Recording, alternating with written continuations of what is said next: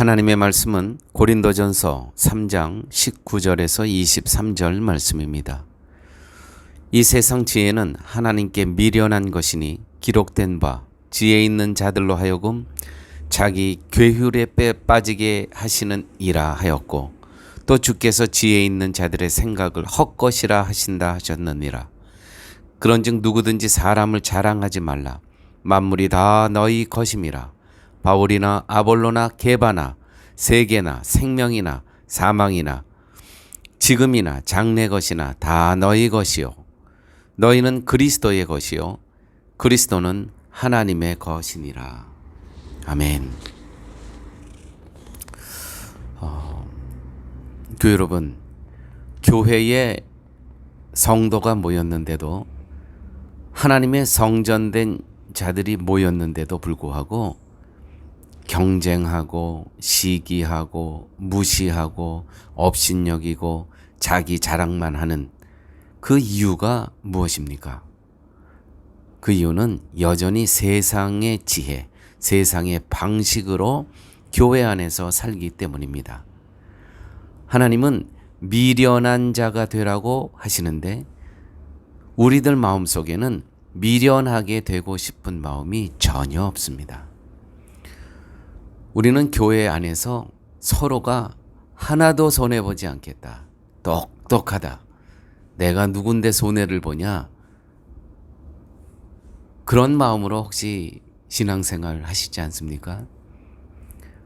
우리는 그러한 세상의 지혜를 갖고 살아가는데, 세상의 방식으로 살아가는데 하나님께서는 미련한 자가 되라. 그렇게 사는 것이 성전, 그렇게 사는 것이 바로 신앙생활이다라고 말씀하고 계십니다. 교회 부흥이란 숫자가 늘어나는 것이 아니라 구원받은 죄인들이 늘어나는 것입니다. 이것이 부흥입니다. 십자가 앞에 무릎 꿇고 자신이 죄인임을 고백하며 주님을 바라보는 자들이 많아져 가는 것이 교회 부흥입니다. 교회의 능력은 열심을 가지고 이런저런 일을 많이 하는 것이 아니라 자기를 부인하고 나의 욕망과 나의 열정을 부인하고 하나님의 마음을 헤아리며 살아가는 것, 이것이 바로, 이러한 성도들이 늘어나는 것이 바로 교회라는 것이죠.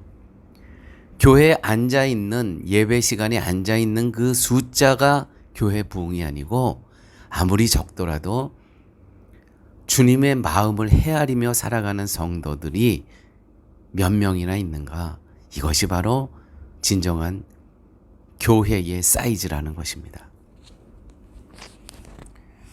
교회 여러분, 여러분은 성전을 더럽히는 자입니까?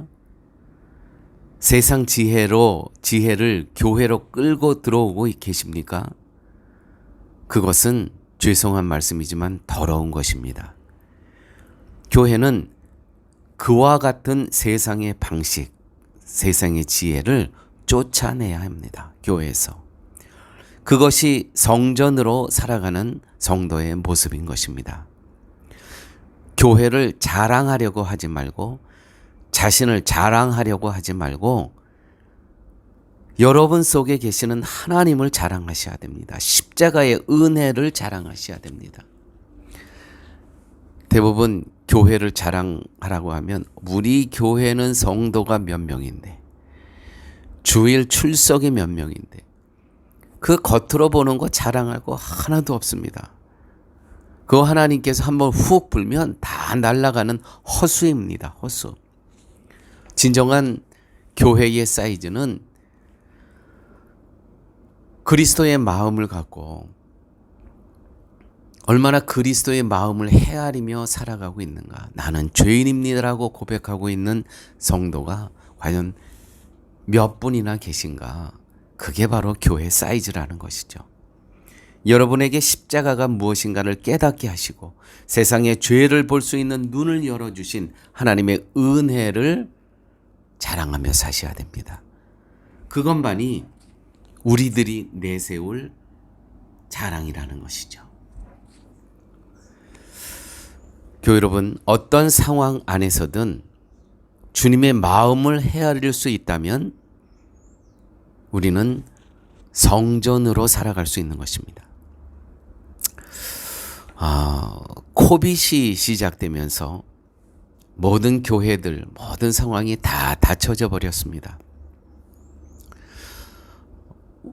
아마 평생에 어쩌면 다시 이런 상황을 경험 못할 수도 있고, 연세 많으신 분들은 이런 경험 또한 처음 하셨을지라 믿습니다. 저희도 교회가 닫혀졌죠. 특별히 저희는 교회에서 3개월에 한 번씩 교회 지도자 세미나를 하였습니다. 그런데 교회 지도자 세미나를 할 수가 없는 거예요. 또한 저희들은 교회 주변에 급식 사역을 하고 있었습니다. 한 7, 80명 정도 교회에 와서 찾아오는 어린이들 예배드리고 또 성경 말씀 가르치면서 한 7, 80명의 어린이들을 또한 육의 양식을 먹이고 있었습니다. 그런데 아무것도 못하는 거예요. 세상의 지혜로는 정지, 멈춤이었습니다. 그때 하나님께서 저희 교회에게 들려주신 말씀이 있었습니다. 저들도 내 자녀니라.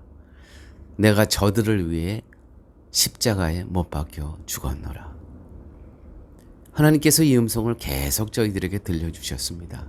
그래서 이 아순션에서는 할 수 없지만 상황을 보니까 지방에서는 할 수가 있겠더라고요. 그래서 저희들이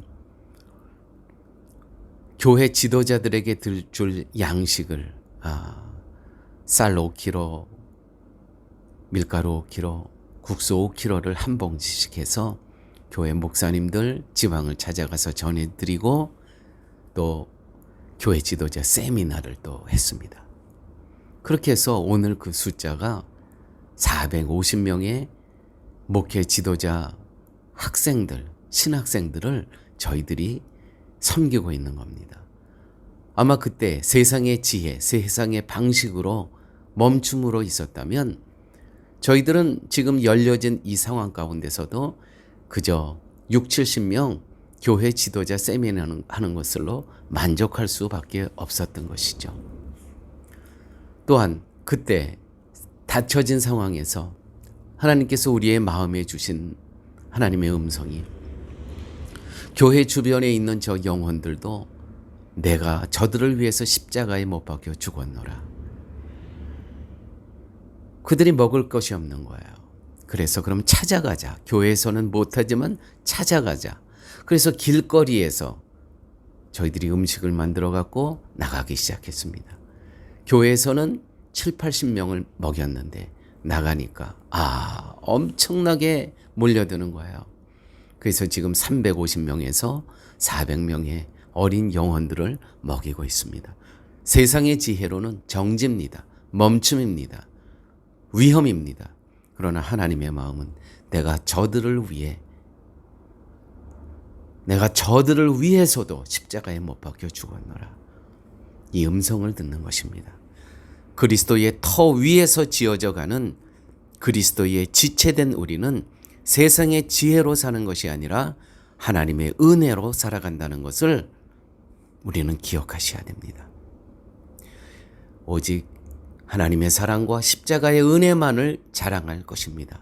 이것이 성전의 모습으로 살아가는 성도의 모습입니다. 아버지 하나님 감사합니다.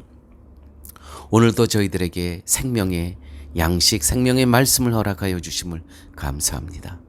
오늘도 삶 속에서 살아갈 때에 나는 정말 조롱할 수밖에 없는 저들이지만 나의 눈으로는 멸시할 수밖에 없는 저 영혼이지만 주님의 음성, 내가 저들을 위해서도 십자가에 못 박혔노라. 그 음성을 들으며 하루의 삶 살게 하여 주옵소서. 예수님 이름으로 기도드렸습니다. 아멘.